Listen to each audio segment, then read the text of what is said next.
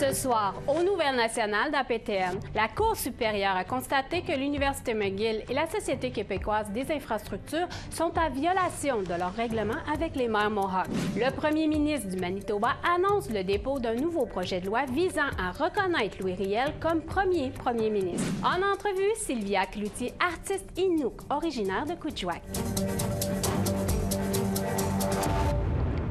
Bonsoir, je m'appelle Chouchane Bacon et je vous souhaite la bienvenue à Nouvelles Nationales d'APTN. Un juge de la Cour supérieure du Québec a constaté que l'Université McGill et la Société québécoise des infrastructures sont en violation de leur entente de règlement avec les Mères mohawks. Ce règlement était censé guider leur recherche des éventuels tombes anonymes. Emilia Fournier en a plus.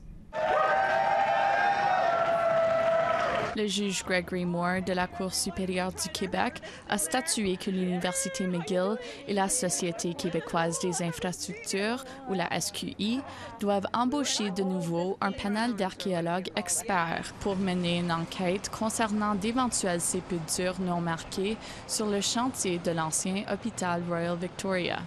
Gohantaneta a déclaré que cette décision était un soulagement.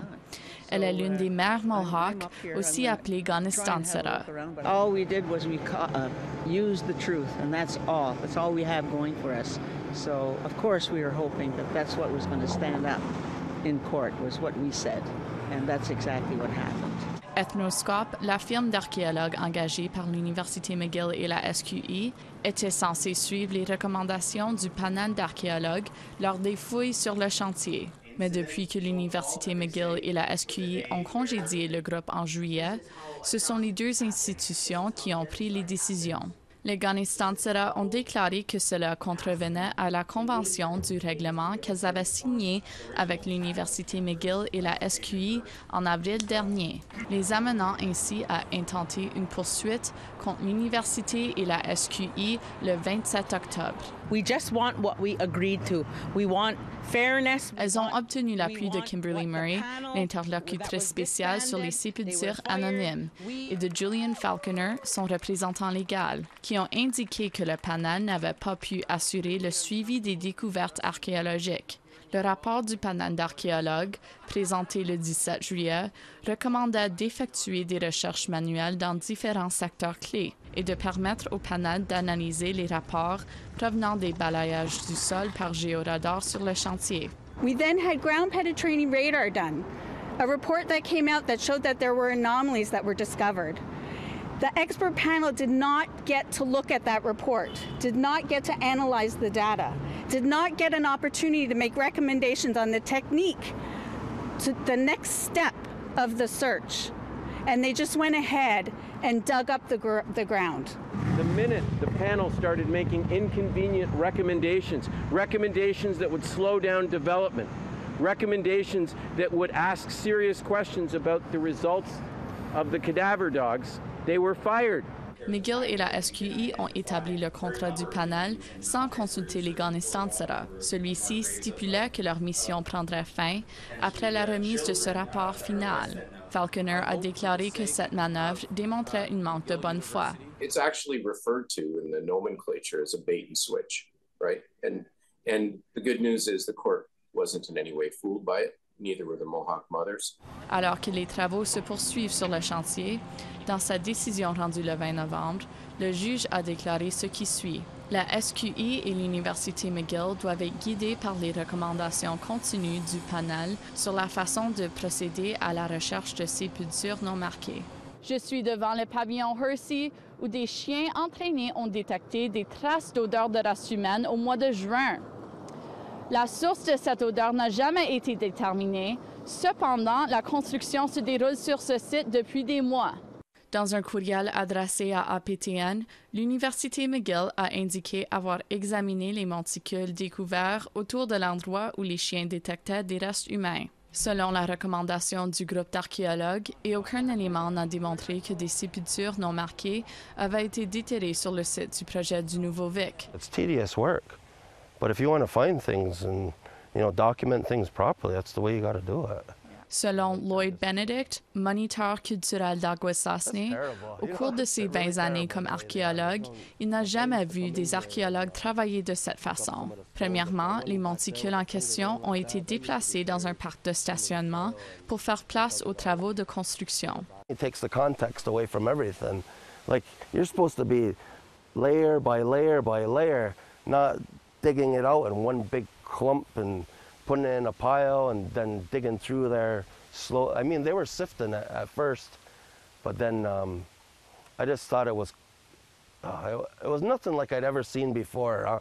I was not very impressed by the way they were handling it. Il explique que la SQI a aussi loué un tamis mécanique pour essayer d'accélérer le travail sur place, une chose que, selon Benedict, aucune université ne recommanderait de faire. Bringing in that auto sifter and just dumping what could possibly be human remains, just dumping it in there and having this thing shake and move. Like, we had talked about this when I was in university, and one student had brought it up. I said, why don't you just put it through this thing? He goes, well, who's watching, right? You know, you're destroying material. Depuis la publication de ce rapport, l'Université McGill et la SQI ont dit aux Ghanaistantsara qu'ils analysaient la décision du juge. Mais les Ghanaistantsara n'ont pas reçu de réponse de leur part. We've asked McGill and SQI to maybe write a joint letter, and we've never heard back from them. So I assume that if we write to them, that it would be in effect. At least I hope that's what happens. You know, if we don't get anybody working with us from the respondents, then we don't know what happens. Emilia Fournier, Nouvelles Nationales d'APTN, Montréal. Le premier ministre du Manitoba, Wab Kinew, a annoncé le dépôt d'un nouveau projet de loi visant à reconnaître le chef Métis, Louis Riel, comme premier ministre du Manitoba. Voici un reportage de Sav Jonza. Récemment, le premier ministre du Manitoba, Wab Kinew, a tenté de corriger ce qui est considéré comme une erreur qui remonte à 153 ans. It fills me with a great sense of humility to be able to announce today that our government's first piece of legislation will honor Louis Riel for what he has always been, the first premier of Manitoba. Le nouveau projet de loi vise à reconnaître Louis Riel comme premier ministre du Manitoba. Ce dernier a dirigé le gouvernement provisoire qui a fait entrer la province dans la Confédération grâce à la loi sur le Manitoba de 1870. Il a ensuite été pendu pour trahison en 1885 en raison de son rôle dans la résistance de la Rivière-Rouge et la rébellion du Nord-Ouest. And at a very true and fundamental level, Louis Riel is the reason that we are Manitobans.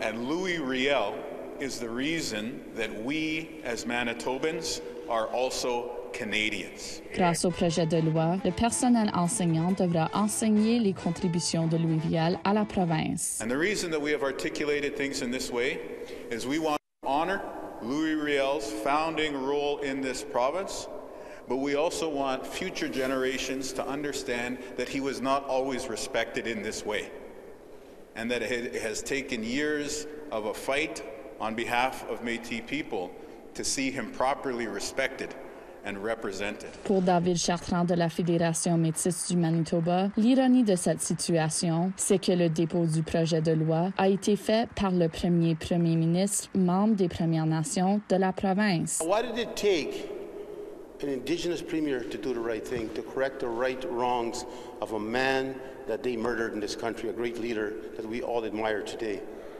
It took an Indigenous leader to correct that. Why? Is that how far we're still behind regarding how we respect each other as different societies, minorities? Le projet de loi doit encore être soumis à un vote avant d'être rendu officiel. Le président Chartrand fait une mise en garde à quiconque pourrait s'y opposer. If you disrespect our leader that founded this province and got murdered in this country, that fought for his country, that died for this country, and now if you decide to dishonor him again after waiting 153 years, you will have an enemy for the rest of your life. I promise you that. Un reportage de Sav Jones, Nouvelles Nationales d'APTN, Winnipeg. Après la pause, un nouvel hommage à l'ONF pour Alanis Obomsawin. Soyez là.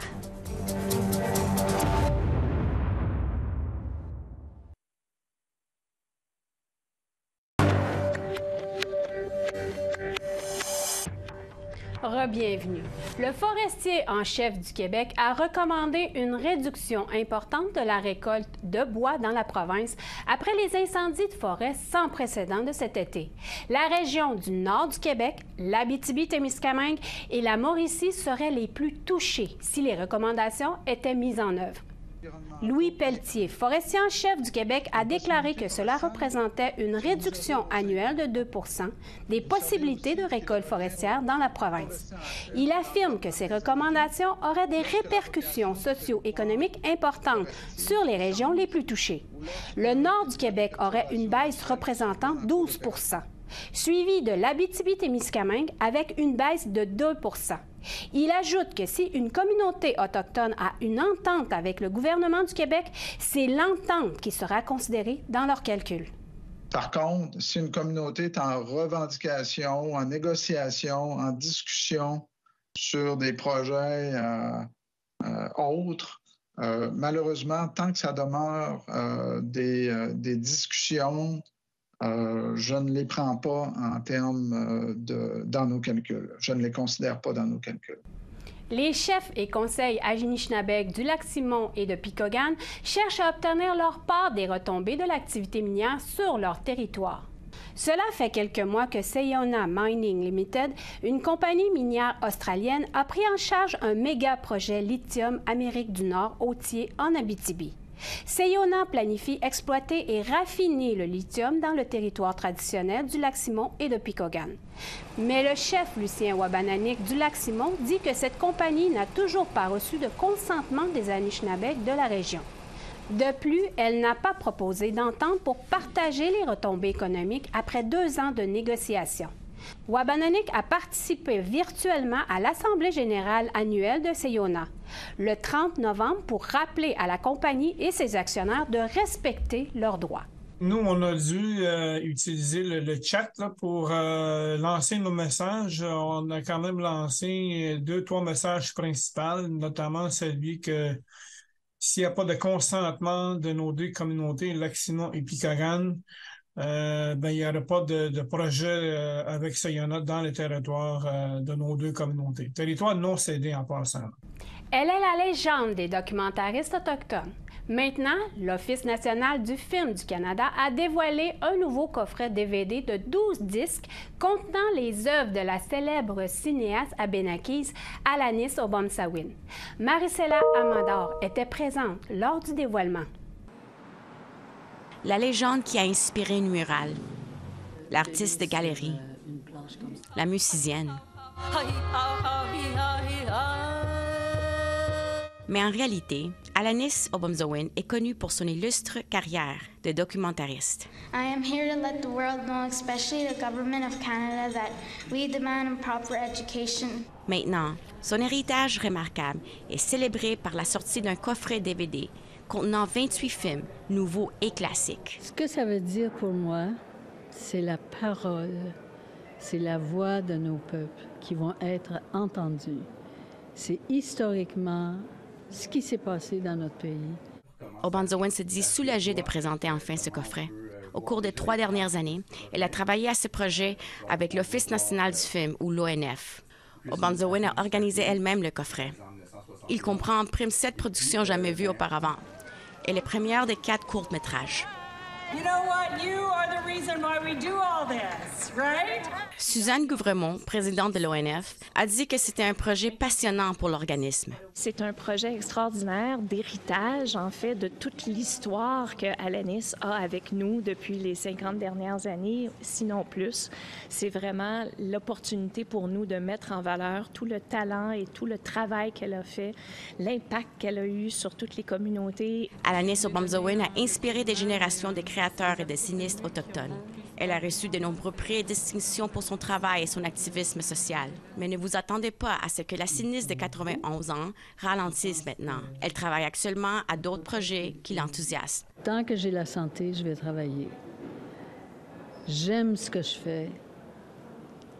Et avec toutes les années qui ont passé, je suis rendue à 65 films de finis. Ça fait depuis 1967 que je suis ici. Alors, j'ai vécu toutes sortes d'injustices, toutes sortes d'affaires, tout ce que vous voulez. Moi, aujourd'hui, je vois les résultats et je vois les possibilités. Les films sont disponibles en anglais et en français, avec 4 films offrant des options de langue en cri. Le coffret de DVD peut être acheté sur le site web de l'ONF. Marie-Céline Amador, Nouvelles Nationales d'APTN, Montréal.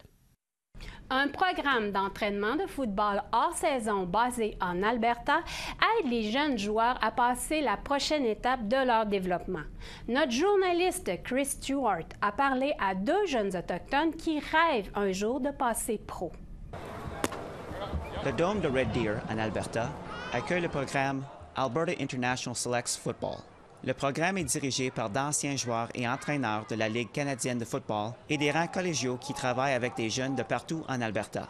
Cet exercice sert de préparation pour le tournoi Pigskin qui a eu à Las Vegas du 22 au 25 novembre et où les dépisteurs étaient présents. L'entraîneur Jermaine Brown, ancien joueur de la LCF, est aussi le directeur du programme. We're first and foremost allowing each kid to get better in their own individual journey. So some of them are just wanting to get better for next season. Others have big sights, and I'd say probably 80% of them. They all want to go to the next level, meaning post-secondary play, that's college or university, and then all of them have the big dreams of, obviously, someday playing professional football. 2 athlètes cris, James Gladue et Z-Ray Buffalo, sont ici pour apprendre des techniques avancées afin de rehausser leur jeu. I'm finding it really good. I think I'm doing great. I think everyone else is doing great. It's just a good environment, and I'm having fun. Is this the highest level of competition you faced? Yeah, for sure. Le talent que l'on peut observer ici offre aux joueurs la possibilité d'atteindre le niveau élite. I am playing with older guys as well, so the competition is definitely higher, and it's a bit raised more. So, it's good because it gets me better, and it gets me used to the all-around game. Z-Ray Buffalo est un plaqueur droit. Il a hâte au tournoi de Las Vegas. We're going to play this competition, this tournament. There's 2 teams, I think, we're versing. And I'm really looking forward to it. I'm really excited. L'entraîneur Brown explique que les 2 athlètes ont les atouts pour réussir. Z-Ray reminds me a little bit of Troy Polamalu. He looks great with the hair coming out of the back of the helmet. James, both of them are very, very, very aggressive. They're tenacious. They're very skilled. We're just looking to hone what they naturally have. James, obviously, very, very gifted running back, a receiver.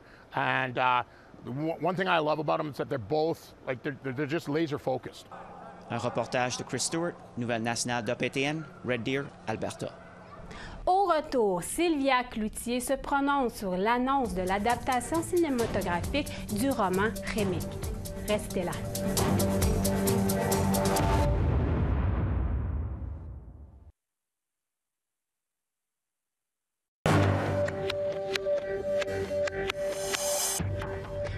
Bienvenue. En entrevue cette semaine, nous recevons Sylvia Cloutier, artiste inuk de Kuujjuaq, qui se prononce sur l'annonce de l'adaptation cinématographique du nouveau roman de Michel-Jean Rémique. Elle a préféré offrir l'entrevue en anglais afin de bien exprimer ses idées. La voici. Oui, Sylvia Cloutier, bienvenue à Nouvelles Nationales d'APTN. Merci, Nakourmik. Last week, we interviewed Michel Jean on our show about his new novel, Rémique, and the film project, which has just started with Annick Jean and Patrick Huard. He discusses the fate of sled dogs in the North. What do you think about this project? Well, I wonder, I don't wonder why someone would want to tell that story, because it is an important part of our history as Inuit. The dog slaughter caused an incredible amount of trauma in the 60s that unfolded in very difficult ways. when the dogs were killed, Inuit, it's almost like you cut the legs off of our hunters. It really took the power away from our hunters. It really affected the men. And some even say that that's when alcoholism happened, because Inuit were nomadic. We lived a nomadic way of life. And we were very in tune with the environment and the cycles of the animals that we hunt. And then when the hunters were no longer able to travel to hunt and provide for their families, it really took their power away. And alcohol was being introduced around then. And so it caused a lot of trauma for generations after that. And so we're still trying to heal from that. And we're still trying to understand. And in order to heal, we have to understand what happened. And in order to understand what happened, we have to find the right time for ourselves to talk about it. Then to take it further into a film created also by non-Inuit, it doesn't make sense to me. As an Inuk artist, it doesn't make sense to me that, we've been portrayed for so long. We've been depicted as what the image of Inuit is to many non-Inuit, the Hadlunat, the white people, or even other indigenous groups. It doesn't matter if you're not from the Inuit community and you're telling a story about them, about the Inuit over there. It's not coming from our own perspective. So I would much rather read or see a film about this particular issue or any of our issues coming from us. And do you have a message for them who they are started the work? There has been documentaries that have been created by Inuit about the dog slaughter, and we have our own way of expressing ourselves, and we've been expressing this story already. And we will continue to create awareness for ourselves to heal, and also for the rest of the country, whether it be Quebec or Canada, to learn about the history that happens within our region and our province and our country. And so, the only thing I can see is that if this film that wants to be created, produced by non-Inuit, it has to be a collaboration. It has to be a collaboration with Inuit filmmakers, Inuit writers, and if it's going to be adapted, it has to be rewritten by Inuit so that it's coming from us in order for it to be authentic. It's no disrespect to these artists who want to create a film and who wrote a book.